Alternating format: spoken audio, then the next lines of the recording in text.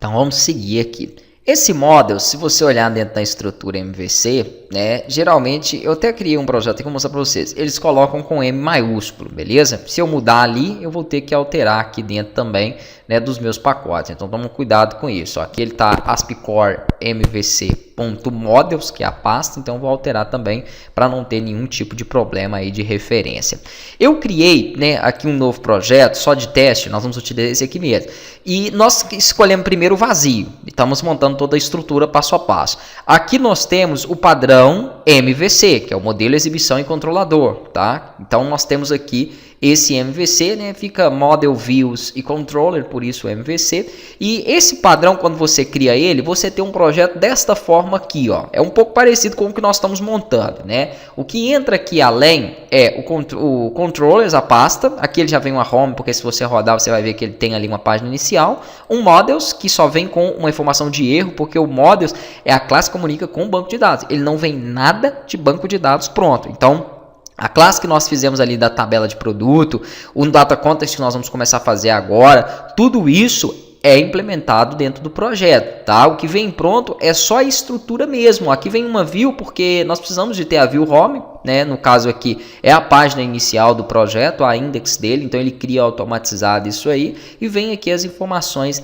dela, que nós vamos ver também passo a passo aqui, né? E trabalhar as views. O que que nós não temos ali? Nós não temos o App Settings, que é uma aplicação JSON, beleza? Então nós vamos precisar, até mesmo eu vou ter que apontar para ele, para esse arquivo JSON, né, dentro do meu Data Context. Ele carrega algumas configurações, nós faremos ele, não se preocupem com isso. Então nós não temos lá, mas nós teremos, tá? E aqui nós temos as duas classes que eu falei que vem previamente configurada. A Programs nós não mexemos ainda nessa classe, ela é a classe de inicialização do projeto. Então aqui nós definimos uma view, né, que ele vai chamar por padrão, depois a gente fala dela, e a Startup, que nós realmente mexemos.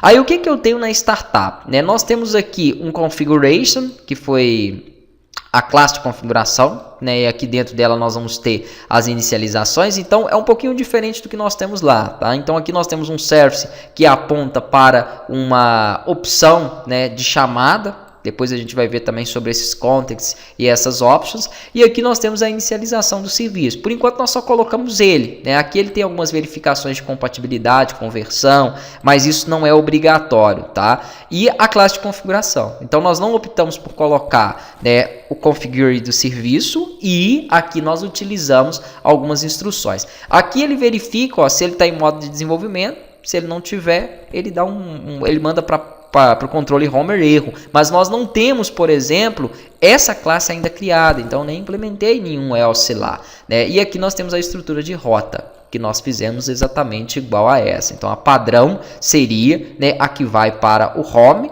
na ação index. Olha que interessante para quem não conhece o padrão MVC. Se você abre o controle, você vai ver que ele tem um método chamado index e ele retorna a view. Quando ele retorna a view, a vista que ele está retornando é essa index aqui, ó, que é a página inicial, beleza? Então, quando eu faço aqui na Startup uma rota default, geralmente é para mandar ele redirecionar para a página inicial, para index da minha aplicação.